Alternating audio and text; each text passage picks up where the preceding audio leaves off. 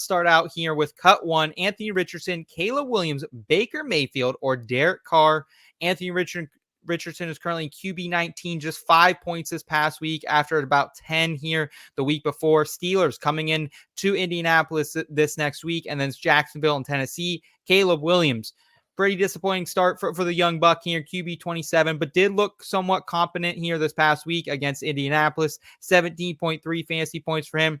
Baker Mayfield, QB6 currently for a guy. Big show there. Had a really good start to the season, and then just 8.5 fantasy points this past week. First dud of it all. And then Derek Carr. Fuck this guy. I'm going to be honest with you. Fuck Derek Carr. I finally, I didn't play him anywhere, but I bet the over in this game. And I warned you. And the worst part is I warned you. We talked about this last week. And I threw 3 units on it. So I should have known. No one listens. Yeah. I come on this show every week. I tell everyone what's up, and then no one listens, and then you fucking lose. Yeah. So, but it feels like every time we trust Derek Carr, he does this to us. So, Steve, with that being said, cut one: Anthony Richardson, Caleb Williams, Baker Mayfield, or Derek Carr. Who are you cutting? Derek Carr. It's Derek Carr. It was always Derek Carr. It was never not going to be Derek Carr. That's the guy. Because you know what? Remember what I said about Hunter Henry a few weeks back? It's like going back to that bad X that you had. Yeah. That's where we're at again. And you went back to the X, and they said they changed, and they didn't. They never do. They never change. They had a new offensive coordinator, though. But they didn't be quarterback unless Derek Carr has a new brain between his ears and new legs that actually let him move in the outside of the pocket. He is useless. He is not a good quarterback. He is a system guy. He's a game manager. He's not going to be. I told you, he is over reliant on 50-yard touchdowns. And when Rashid Shaheed can't get behind the defense, and he even did get behind. He dropped it too. Yeah, and then you saw who Derek Carr is on that interception that ended the game. You saw who Derek Carr was on the interception that ended the game. He's a panic kind of guy. He's not terribly. What did Derek Carr do to you? My goodness. You know what? Honestly, what did he do to you? You just said, you told me heading into you said fuck this guy to start. And frankly, it's not Derek Carr that I have a beef with. It's everybody who keeps picking him up, but I'm telling them not to. Like I'm giving you my heart and soul here on a platter, and I'm telling you not to do this thing. And then you do it, and then you sit there and cry about it. I don't know what else to say. I'm guilty of that because I started Derek Carr a couple years ago in the playoffs of fantasy. That one game when he got hurt and Mariota came in and got like 29 points. When he cried on the field? Yeah, that's. So I've never gotten over that. Eric, with that being said, are you cutting Derek Carr here as well? Are you on the fuck Derek Carr train, or got a little love for a homie? Look, I will never be on the fuck Derek Carr train because he is the blood. He is the kinfolk of David Carr, the Houston Texans' first ever quarterback. So I'll never not have love for him. But that also, the weirdest thing about this whole interaction is how you're talking about every time we've trusted Derek Carr, he's burned us. Who's out there trusting Derek Carr? Like, dude, over the years, you trust Derek Carr, man. 2016, I was riding him to a fantasy championship, and then he got his fucking knee blown out. Oh, yeah. The fantasy championship that didn't come when you were trusting Derek Carr, was that the one that you're referring to? Exactly, the same one that in 2024, Derek Carr is clearly the one to cut here. Not just because he baited Seth into burning 3 units, but also because he's only throwing the ball like 23 times a game, right? Like, it is really hard to sustain that type of fantasy performance on such a low volume. All it takes is one ball to get dropped or one drive to not go your way, and all of a sudden you go from being a top 5 guy to like a bottom 20 guy real quick. Whereas Richardson still has the upside for however ugly it's been. Baker Mayfield is a little bit closer to Derek Carr, but he does throw the ball a lot more often. And Caleb Williams, honestly, might be one of my favorite players to go out and acquire. Someone I've been trying to acquire for the first 2 weeks of the season. A lot of it is because of volume. He's throwing the ball almost 40 times a game. He has an embarrassment of riches in terms of his weapons. And if you go out and watch the tape, granted, this is a slight against him, but his receivers are getting him left and right because they're getting open, and he's not getting the read and delivering the ball. I think that is something that will get better week over week, as evidenced by week number 3, right? He was able to hit Roma Mhm. Dunze when he got open. I think we'll see those incremental steps forward. So Okay. getting Caleb Williams for next to nothing is not a bad idea in my mind. Okay. Cut 1, Zamir White, Javonte Williams, or Ezekiel Elliott. Zamir White currently RB 49, averaging about 4.9 points per game, and keeps getting vultured by Alexander Madison, that sneaky bastard. Javonte Williams, snap counts hovering right around 50 to 60% in the Broncos backfield, but just RB 38 on the season, has only 52 rushing yards, 2.2 yards per carry. Ezekiel Elliott, meanwhile, very, very disappointing to see what's happened there in the Dallas backfield. Zeke started out in week 1, 51% of snaps. Comes back in week 2, 49% of snaps. Okay, we can deal with the split backfield. 19% of snaps in week 3. They were trailing for a lot of that. That is something to kind of have in perspective here. However, Hunter Luepke played more snaps when they were trailing, played more snaps in the game as well. So, man, I'm panicking. I got him in Scott Fishbowl. I got him in a couple other places as well, gentlemen. So, who am I cutting here, Eric? You are cutting Ezekiel Elliott like you should have in week 1 or in week 2, or just not drafted him altogether. That's very much so been my line throughout the course of the offseason. I mean, just in general, it's hard to trust a Cowboys running back, right? Like, this team is probably going to be trailing a lot. Their offensive line is not the unit that it once was. Now we're looking at a world where not only has he fallen to the wrong side of the split with Rico Dowdle, but then you've got Lupke coming in. Deuce Vaughn is getting a little bit of work. Dalvin Cook is still lurking on the practice squad, right? Yeah. Like, I think it's very likely that we're looking at a point where not only is Ezekiel Elliott hard to roster, but probably most of these Cowboy running backs are going to be tough to save a roster spot for. Steve, you still hitting the panic button out there in Las Vegas? I know you weren't too kind to them. So you going back to Zamir here? You also cutting Zeke? I'm kind of, is all of the above an option? These guys suck. Like that's the bottom. Like this is trash. Like at least the first one, you could be like Anthony Richardson will probably turn it around. Caleb Williams is throwing it 10,000 times a game. Baker Mayfield has some upside. Where the fuck is the upside in these guys? Yeah. Like this is like watching 3 dudes run with cement shoes on. I mean, this is ugly.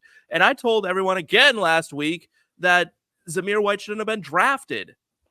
You know, now everyone's like, should I cut him? Should you cut him? Like you should sue him for ruining your fantasy season is what you should do. Like the absolute propaganda that came out of fucking Las Vegas for this guy. Like, oh, he's so fast. He's going to be this workhorse. Josh Jacobs 2.0. Yo, you know what? Josh Jacobs may have actually been half decent. Granted, he's not looking great anymore. It looks like they ran him into the ground as well. Zamir White was never going to be that dude. Like that, you could look at him and know that. It just doesn't look like a star. And Javonte Williams, he's slow. He's kind of heavy. He's a fullback. That's nothing. Zeke, he's 100. Catches a lot of passes though. Javonte's still catching passes. I think that's passes. I guess if I had to keep one, I'd keep Javonte. This is where I'd go, and I'd go Javonte, Zamir, Zeke. If I had to rank these like top to bottom, but God, is that like if you're in a situation where you're like having to choose between these guys, something's gone horribly wrong with your fantasy season. You might as well phone it in. Yeah, Zeke and Zamir, that would be a close one to me. I would like to keep them both on my team for another week or two before I do make this decision, but gun to the head, I would probably go Zeke, and it hurts me to say that because I was a guy touting him a little bit this offseason, the role he could get. So hands up, apologies, egg on my face, folks, for that one. Not always going to bat 100 in this space. Cut 1, Courtland Sutton, Christian Watson, or Keon Coleman, gentlemen. Courtland Sutton getting a ton of targets, 2 games with 11 plus targets. However, just wide receiver 54 so far to start the season. Meanwhile, Christian Watson, wide receiver 72, on the field for about 54 to 65% of the snaps so far this season, about the third most on that Packers unit there. And Keon Coleman, just kind of a weird start to the career for Keon Coleman here. Went from playing 91% of the snaps in week 2, looked like he was going to be that full-time X wide receiver, to just 32% in week number 3. He did catch one touchdown on a target, though. However, they're running out MVS 77% of the times this past week. Matt Collins as well, 72% of the time, Eric. So I'm kind of panicking on all 3 of these wide receivers right now. Yeah, I mean, look, it hasn't been a great start for really any of them, right? In particular, this is the one setup that I just take issue with. I don't think you should really be cutting any of these three guys, right? Okay, that's fine.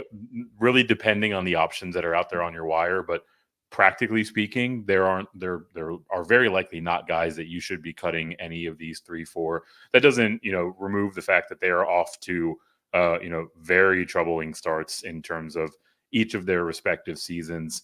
For me, I mean, I guess I would cut Courtland Sutton. That's more Really? With of all those targets?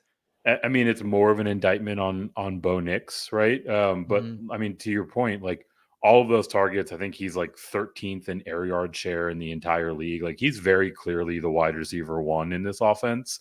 Again, why I don't necessarily want to cut any of them, but I Yeah. don't have a whole lot of faith in this offense becoming this big, passing juggernaut over the course of the Mhm. season. So I think a lot of those targets are going to hit the dirt. I think a lot of those air Yeah. yards are going to be unrealized. So if I had to project one forward, I think he's probably going to have the worst season out of these three. Okay. All right. Yeah. That makes absolute sense there to me, but I think it's kind of a hold all here, Steve. Are you kind of in that boat as well that, hey, we want to hold all these guys. We know it's kind of been a disappointing start for Coleman, Watson as well, Courtland Sutton. Like you're not going to find 11 plus targets out there on the street for me. So I will keep all these guys, but I mean, Watson's getting dangerously close here. We'll see how he does with Love back in the mix in the next couple weeks. Yeah, no, I to me this was an easy answer, and it's Christian Watson. That's who I'm cutting. Of these three, I wasn't in on Christian Watson to begin with. I don't I don't really love the Packers system for the wide receiver. Like I think if it's not Jaden Reed, it's not really anybody, and then it's just going to be kind of like a spread out kind of thing. Keon Coleman, I have said he's going to have a good year. It's just going to take some time for him to get going. It looks like every time he steps on the field and starts to get involved in the offense, so he's looking better and better. And that 24-yard touchdown looked nice. He outran his defender. He looked plenty fast. He has good hands. He has good ball ability. He's separated. Something we're still not seeing a ton of out of that man in Atlanta. And I think Keon Coleman's time is going to come. If you have Keon Coleman, you hold. And if you want Keon Coleman, Mm-hmm. you make the move now because he only had one catch and one target. Good call. Christian Watson just doesn't seem involved. Courtland Sutton is very involved. And Bo Nix will get better. Yeah. I think with with you're never going to want to start Christian Watson. I think even when Jordan Love's back, but like he's going to have big games, and you kind of have to swallow the bad games in the 50% snap share as well. Like that's kind of just the player he is at this point. That's kind of where I was going, right? Like I think on aggregate, Christian Watson will probably score more than Courtland Sutton, but of the three, he'll easily be the most annoying to roster between now and the end of the season. Because good luck figuring out which week it is. Yeah, absolutely. Last one question here before we get to a couple of fun pop culture cut questions. Hunter Henry, Isaiah Likely, or Kyle Pitts? Hunter Henry, as Steve alluded to, we went back to our toxic ex. He turned back into a pumpkin and a jackass. 2.9 points per reception points this past week. Just 3 targets. He had the monster game in week 2, 12 targets, 8 receptions, 109 yards. Came back down to earth. Isaiah Likely, he has just 3 catches and 30 yards since that week 1 breakout game, but has played more snaps than Mark Andrews this past week, 62% to 33% for Mark Andrews. I don't know if he was banged up or if he was dealing with, I think he has asthma as well or something like that. So I don't know if he was dealing with that. But weird to see Mark Andrews not out there. And then Kyle Pitts, fantasy point total so far this season. He caught a touchdown week 1, scored 11.6 PPR points, and then 5.7 the next week, and then 7.9. So kind of just falling out of the pecking order. Seems like Darnell Mooney is more involved in this offense here. So Eric, if you're cutting one of these tight ends, who are you doing? I will say smell you later to Hunter Henry. I think it was cute that we all ran out and picked him up after that huge target volume game, and then he turned around and put up a goose egg. Yeah, I didn't either. The collective we. And then he immediately became one of the most dropped tight ends in all of fantasy football, or at least is soon to be once the waiver wires run later tonight. He is clearly the one where he'll have a spike week or 2. We've seen arguably his best game of the season. Beyond that, you're basically just chasing whether or not one of his 2 or 3 catches is a touchdown. Mm-hmm. Whereas Pitts has legitimate upside. Isaiah Likely, as we've seen, has legitimate upside. The thing that's different with Isaiah Likely this year is the Ravens are running a lot more 2 tight end sets. About 55% of their snaps have 2 tight ends on the field. That is a distinct change from years past. So he will have opportunity in an offense that desperately needs pass catchers. Yeah, I will say bottom line though, for me, like I am cutting Hunter Henry. We've kind of, Steve, I think you're on board for that probably as well. And, but the moment Kyle Pitts has a big game, like try to get out, I think. Like I just don't think there's going to be enough pass volume here in Atlanta. They don't seem like a run and gun offense this season. Kirk Cousins kind of still making his way back. And like I said, I think he's going to be 3rd or 4th on the team in targets when you factor in Bijan. I mean, I like the idea of selling high always, right? DGen. I like to transact. Yeah. But also look at the state of tight end. Like if you're moving on from Kyle Pitts, like what do you have left? You're rostering Hunter Henry at that point. Right. He's consistent. At the end of the day, he is consistent. And whether I just rather stream. It may not be the 20. It may not be Travis Kelce in his prime that we expected. But you know what? Like, why do you want to stream that? Because then you wind up with Hunter Henry, or like someone's going to wind up paying too much for Cole Kmet. I would trade him. I would trade him for TJ Hawk. I would trade him for TJ Hawkinson and a bench running back or something. Then see if I can get a bench running back. Why TJ Hawkinson? You're going to trust Sam Darnold over? Like, I mean, listen. I am. I just don't trust. This offense in Atlanta. I don't. If you're getting 7 points a game out of your tight end right now, you're thrilled.